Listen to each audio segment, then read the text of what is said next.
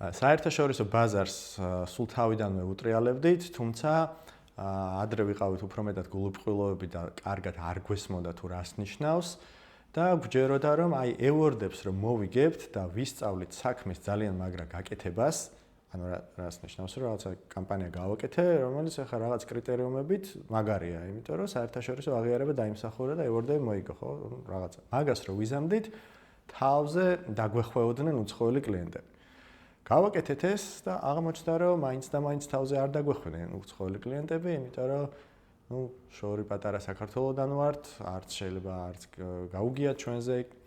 და კი იყო 1-2 შეკვეთა ჩვენი პორტფოლიოს გამო, სადღაც რომ ვიღაცამ ინტერნეტში გვიპოვა და გითხრა რომ აი ზუსტად ესეთი მინდა, ან იყო შემთხვევები, როცა Old Irish-ის კამპანია 2016 წელს Aids of the World-ის პირველ ადგილზე იყო ყველაზე ვირუსული რეკლამების შორის მთელ სოფლიოში. და ვიღაცები რაღაცებს წერდნენ ხოლმე, ვიღაცა უნივერსიტეტი კითხულობდა ჩვენ кейსებს, რაღაცა გვიხაროდა. მაგრამ დიდი არაფერი, იმიტომ რომ მაინც პატარა ქართული სააგენტო ვიყავით. მე მივხვდით, რომ აღარ უნდა ვიყოთ პატარა ქართული სააგენტო და გვჭირდება ვისწავლოთ არა მხოლოდ ის როგორ კეთდება მაგარი კრეატიული კამპანია, არამედ ვისწავლოთ როგორ იმართება ევროპული დონის სააგენტო. ვისწავლოთ მენეჯმენტი, ვისწავლოთ account სერვისი, კლიენტთან მომსახურების დონე ავწიოთ, ბუღალტერი, ყველაფერი. ამისათვის 2018 წელს EBRD-ის დახმარებით მოვიწვიეთ 2 ევროპელი კონსულტანტი. ერთი კრეატივის მიმართულებით, მეორე tech digital-ის მიმართულებით და აქედან დაიწყო ჩვენი, თქვათ, კარის შეღება საერთაშორისო ბაზარზე, რომელიც დღემდე გრძელდება. როდესაც მოვიყვანეთ ევროპელი გამოცდილების კონსულტანტები, აღმოვაჩინეთ, რომ ბევრ რამეს არასწორად ვაკეთებდით, რაღაცები ჩვენი გამოგონილი იყო, რაღაცები არ ერგებოდა ეს ფაზლივით, არ ერგებოდა იმ მოთხოვნებს, რაც თქვათ ევროპელ კლიენტებს აქვთ. და დაიწყო ჩვენი ტრანსფორმაცია პატარა რაღაცა ახალგაზრდული გიჟი კრეატიული ტომიდან შემდგარ პროფესიონალები დაკომპლექტებულ სააგენტომდე. ეს ტრანსფორმაცია ალბათ სადღაც 3-4 წელი გასტანა, დღემდე გრძელდება, მაგრამ 3 წელი დაჭირდა, რომ რეალურად რაღაცა შედეგი გვენახა.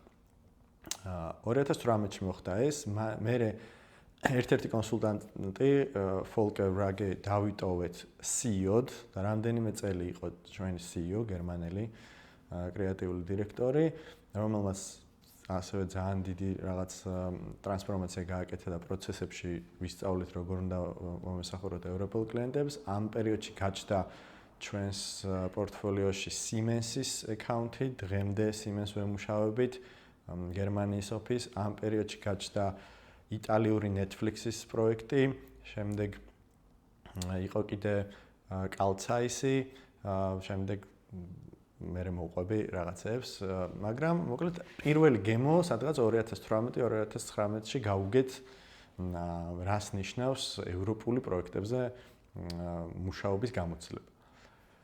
მე 2019-ში იყო პანდემია, მოგეხსენებათ ძალიან გაჭირდა არათუ საერთაშორისო ბაზარზე, არამედ საქართველოს ბაზარზეც, ეს იყო ბნელი პერიოდი კრეატიული ინდუსტრიისთვის და რაღაცნაირად გამოუძვერით, გადავრჩით და აღმასვლა დავიწყეთ ისევ სადღაც 2022, 23, 24 და აგერ 25-ში.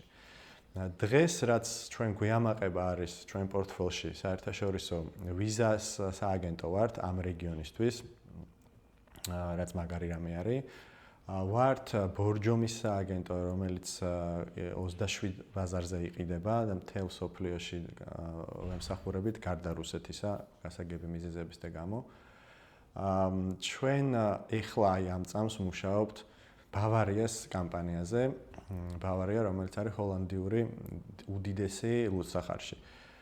ჰაინეკენის დიდი ლუდსახარში არის, უბრალოდ მარკეტინგში დიდად არ აქტიურობენ ხოლმე და ეხლა მოხდა ისე, რომ რაღაცა 3 წლიანი გზა გავიარეთ, მოვედით იქამდე, რომ ბავარიას გლობალ კამპანიას ვაკეთებთ, რომელიც გაეშვება ბრიტანეთში, ჰოლანდიაში, იტალიაში და ბევრ ქვეყანაში.